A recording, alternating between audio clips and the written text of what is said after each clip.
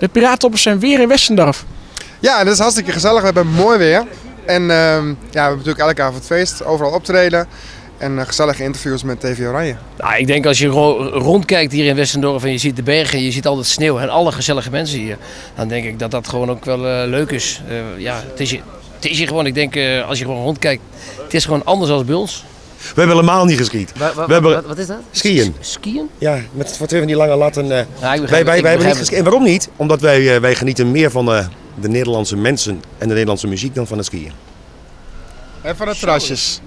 Dat zou je niet zeggen. Wat is nou het leuke aan het optreden in zo'n grote tent in het buitenland? Nou, het leuke daarvan is dat je ook succes hebt in het buitenland. Nee, dat is internationaal. We hebben natuurlijk hier, het is een feest voor de Nederlanders. En het is gewoon leuk dat hier eigenlijk uit alle windstreken van Nederland weer publiek komt. En dat wij, wat we eigenlijk ook met het Mega Piratenfestijn creëren, dat we op alle plaatsen komen, zeg maar. Dan hebben we nu ook dat we mensen uit het noorden van het land, maar mensen uit het zuiden van het land, uit het westen van het land, uit het oosten van het land. Dus iedereen is hier en iedereen ziet wat de Piratentoppers doen.